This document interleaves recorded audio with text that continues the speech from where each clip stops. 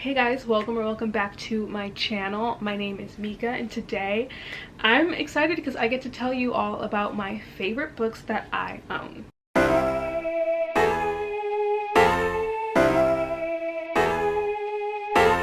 So before we get started, I just want to jump right in and say thank you to Book of the Month for sponsoring today's video. Book of the Month is a monthly subscription box where you get to pick 5 different adult hardcover book picks, and it's only $14.99 every single month, and it's actually $9.99 if you use the code MAYREADS. It'll also be down below in my description box, as well as my specific link in order to get your first box for $9.99. Book of the Month is great because it's risk-free, meaning you can skip any single month if you don't see a book that you like, and also you just get to see the most anticipated reads for the month. And we all know how expensive adult hardcovers or hardcovers in general can get, so the fact that you're getting one for $14.99 every single month delivered straight to your door is just amazing. They have an incredible selection of books every single month, and it ranges usually from like nonfiction to historical fiction to romance to whatever you can think of. Book of the Month most likely has it. I work with them all the time on my channel, so you probably know the drill, but I'm going to show you guys the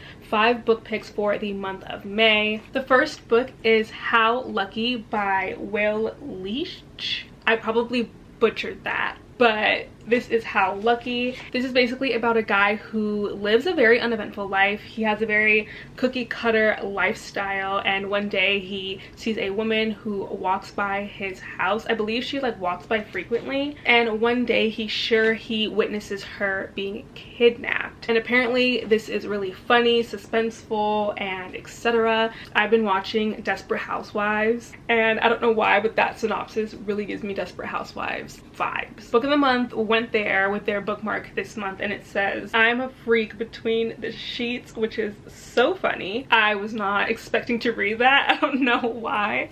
The next book we have is The Last Thing He Told Me by Laura Dave. So this is about a girl whose husband mysteriously goes missing, and he leaves her with a note, and I believe the note says protect her, and she's basically racing to try to figure out what happened to her husband. And it sounds very interesting. I love Book of the Month's thrillers. I feel like they always like really go in with their thrillers. The next book that we have is Imposter Syndrome, and this is by Kathy Wang. The next one is one that I'm really excited for, and this is Ariadne by Jennifer Saint. The cover is absolutely beautiful. I've always had a fascination with gods and goddesses, and I feel like I know the bare minimum about them, so I don't really know exactly what this is about, but I do know that it has to do with gods and goddesses, and that just interests me in itself, so yes.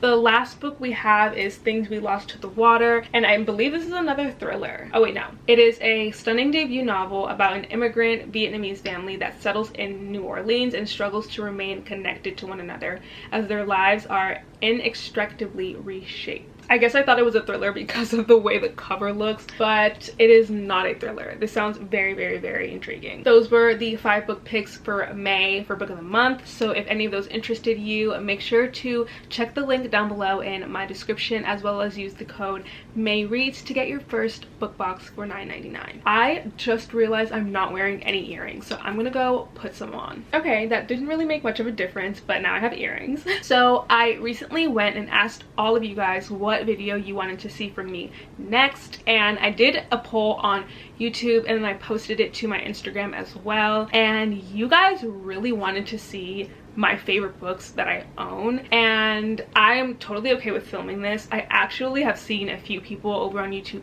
film this. One of the people who I saw do it last was Books with Chloe. I really wanted to structure this video in a way where I showed you guys the books on my shelves that just hold a lot of meaning to me, whether that's my favorites or it was an edition that was really hard for me to get, so I just love that I own it. That's pretty much the idea that I'm going into when it comes to the books that I'm going to show you guys. I also believe that the longer you own a book, the more attachment you feel towards it, and also like the mindset that you were in when you got that book also has a lot to do with why it's a favorite. A lot of these books on this list are not going to be a surprise to many of you, which is why I was kind of iffy about doing this video at first, because I was like, I feel like everyone knows my favorite books. Like I feel like everyone knows the books that I love and love dearly on this channel, but I've never like specifically done a video showing you guys my favorites. So I feel like, why not do that now, you know? Basically what I'm trying to say is, don't be surprised if you see some pretty old favorites of mine.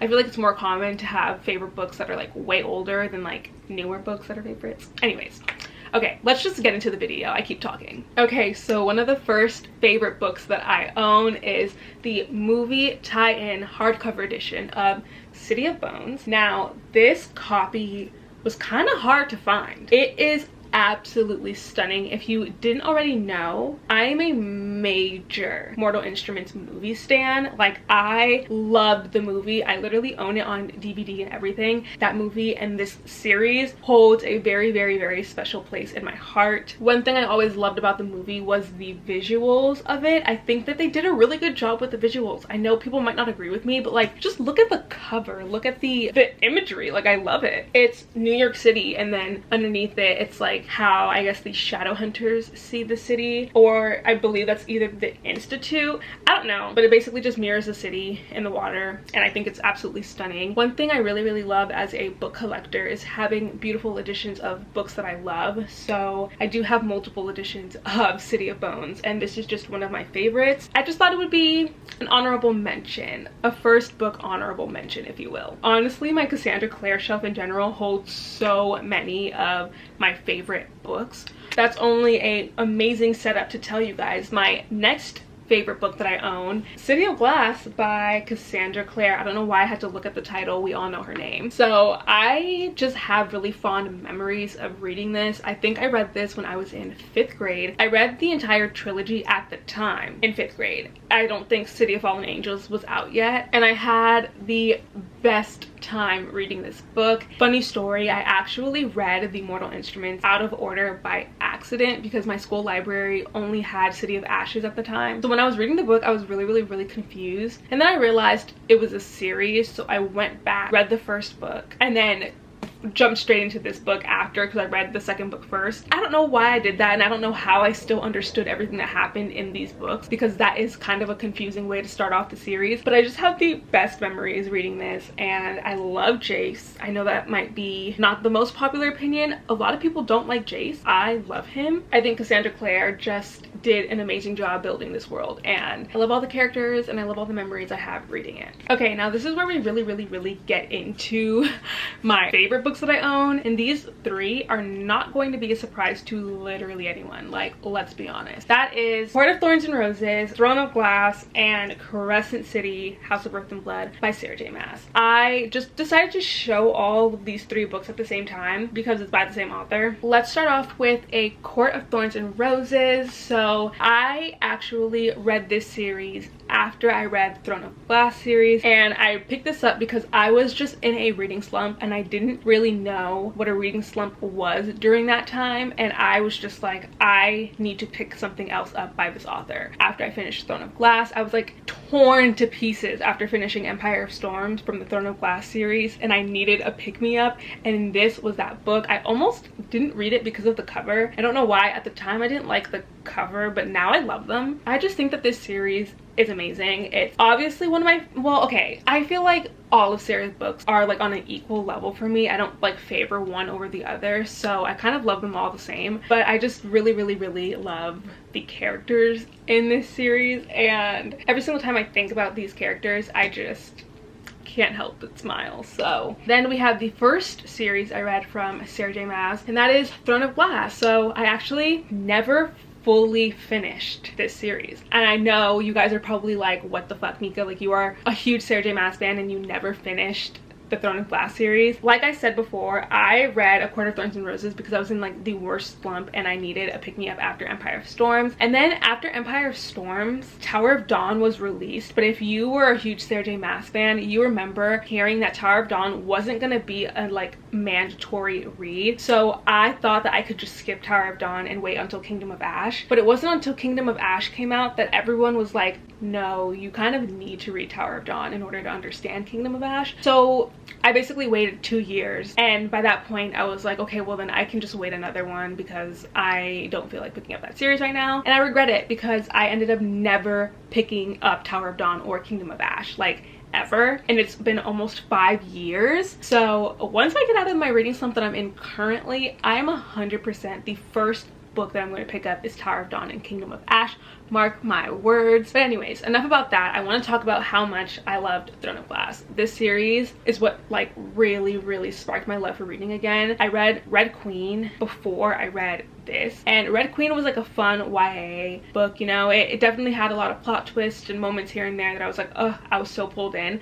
But then reading this series immediately after, I've never ever, to this day, I don't think I've ever really felt the way I felt reading a book series the way I felt reading Throne of Glass. Selena is one of my like all-time favorite characters. Love her to death, and I just think that Sarah really did an amazing job writing this entire series. Also, if you haven't already seen it, I do have a video on my channel where I talk about the order to read Sarah J Maas's books, and I did film it last year before Crescent City came out, but everything I said in that video still stands to this day, so go check that out if you really want to. But yes, we love Throne of Glass in this household. Okay, so if the angle is a little bit different, my camera died and I had to charge it, but we're back.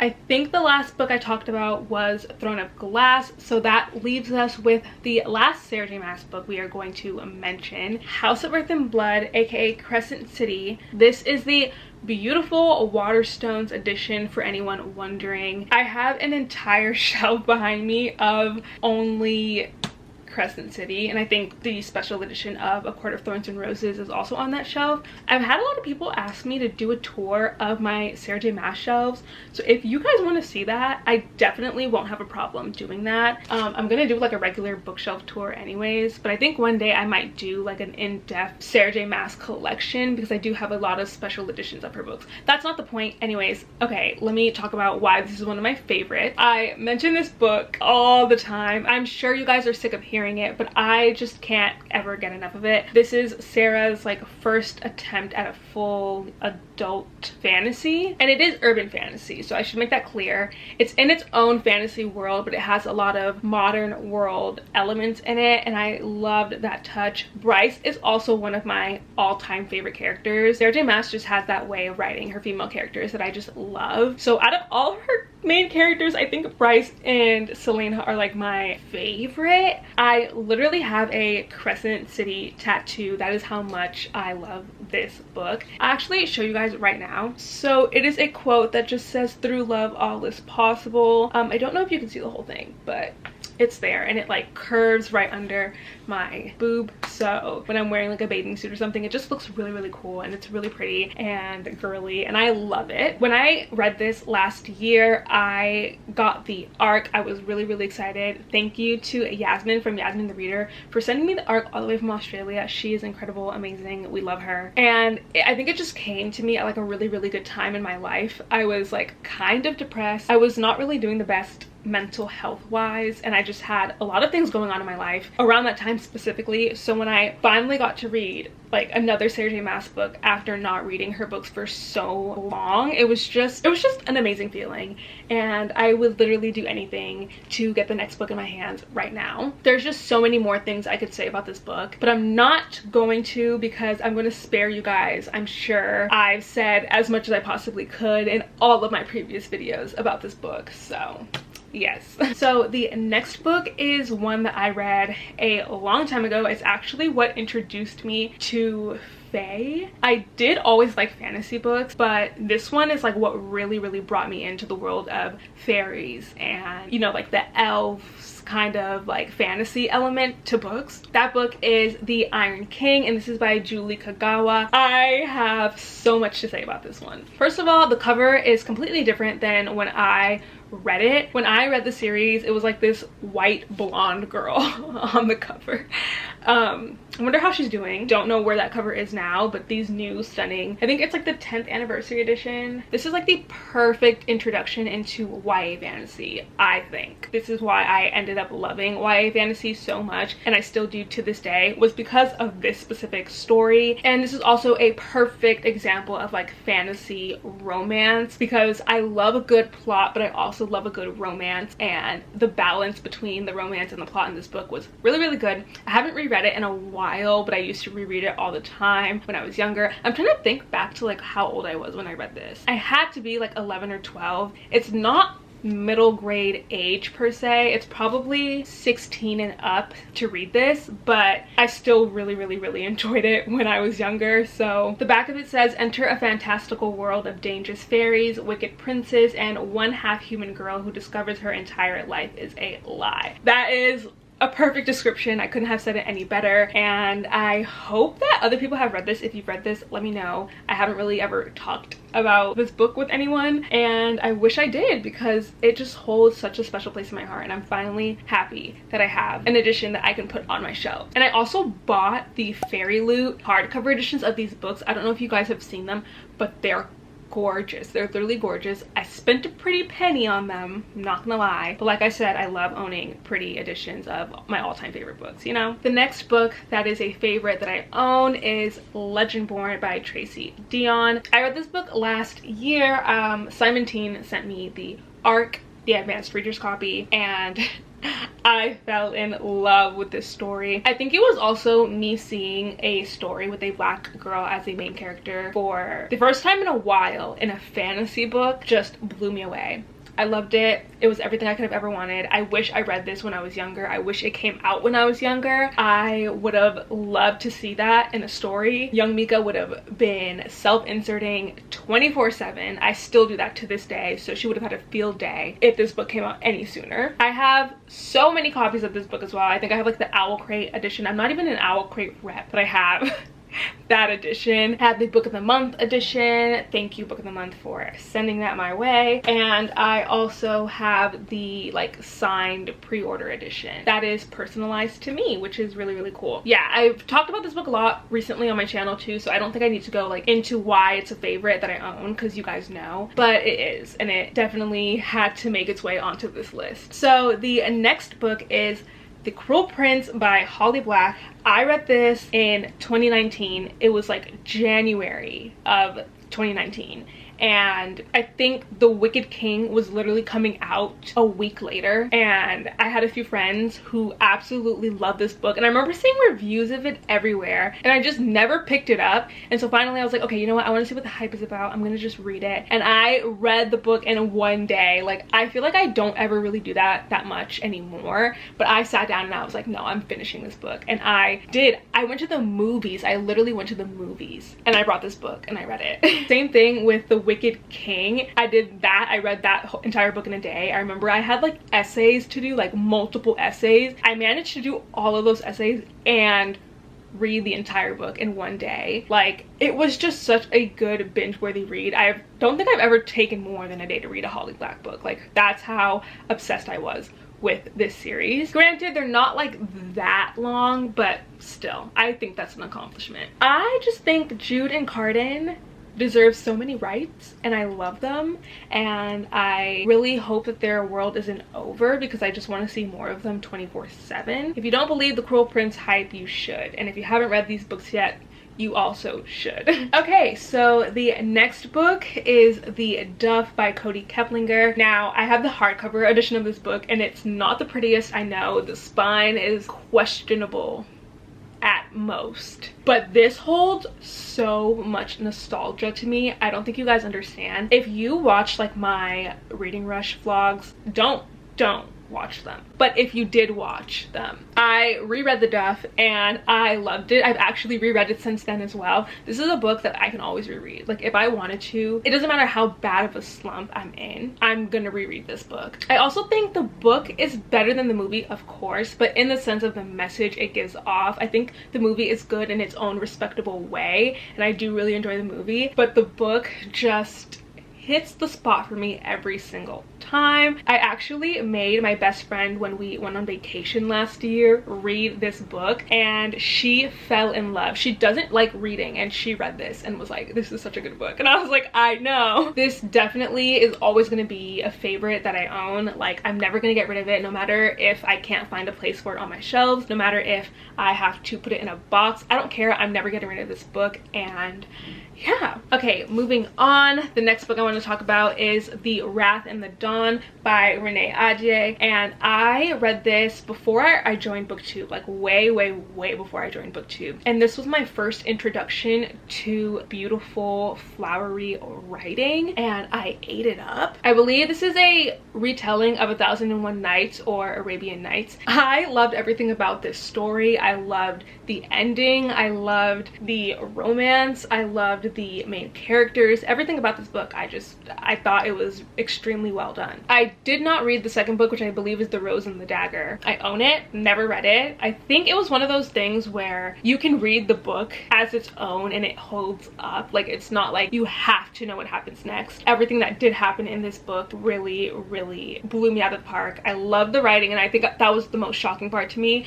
was because I was so used to reading like basic YA writing that when I went into this, I was like, oh, this is so pretty, like all the quotes and everything. Like, I'm obsessed. So next I want to talk about Everything by Nicola Yoon. I read this when I was a freshman in high school, so I was probably like 14. I actually decided to pick this up because the movie was coming out, and I remember seeing Amandla as the main character, and I was like, hold on, based off of a book, we have a black girl in a YA book, give it to me. So I literally went and I ordered it, and I actually think I read it on my phone and then I got a physical copy. It just reminded me why I appreciated YA contemporary, and I don't really read YA contemporary anymore. I wish I did. I just have really fond memories, and I'm extremely happy that I own it. So this is going to be the last sort of ish book that I'm going to talk about. I'm going to talk about the first book in the series, and I'm going to talk about my favorite book in the series, and then I'm going to show you guys something fun at the end. I feel like this wouldn't be a favorite books that I own video if I didn't talk about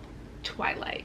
This is my original copy of Twilight. This is the copy that I read when I was like, what, 8 years old? I was so young. I should not have been reading Twilight. As you can see, it's like all worn and just like all gross. I loved this book. I loved it so much. These were originally my sister's books, and then I stole them and I read them and I fell in love. My favorite book in the series is Eclipse, but we're gonna just hold up Twilight because it's iconic. I don't think you guys understood how much of a Twihard I was. Like, I was a ride or die for this movie. It was just one of those things where I look back to that time and I believed I was Bella. I'm pretty sure we all thought we were Bella, and I was like, what do I have to relate to a white girl who is pale as fuck? Like, I don't relate to her in any way, shape, or form. Like, she lives in Washington, I live in Florida. Like, it's just like the complete opposite, but I still was sure that I was Bella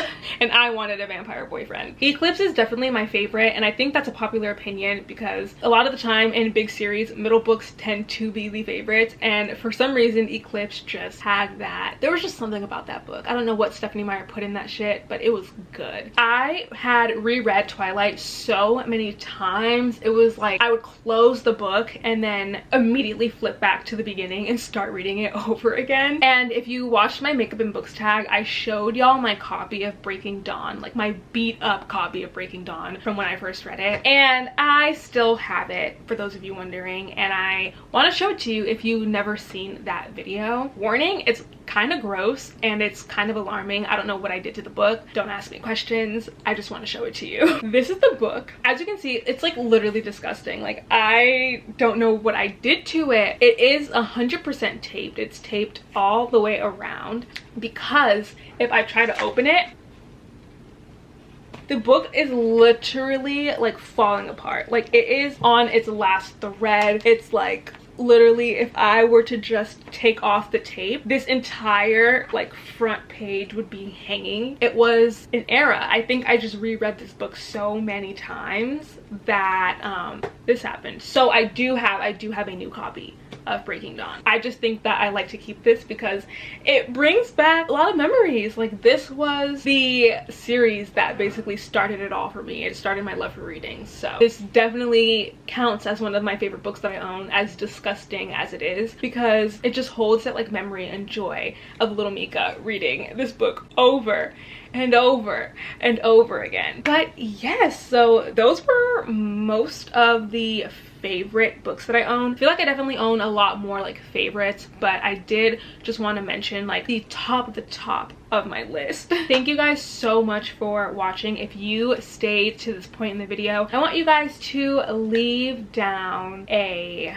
what's a good emoji? Sunshine emoji, like a little sun emoji, because summer is very close and approaching and I cannot wait. Make sure you check out Book of the Month, and you can use the code MAYREADS as well as my link down below in the description if any of the books I mentioned earlier interested you. And yes, thank you all again for watching, and I will see you all in my next video.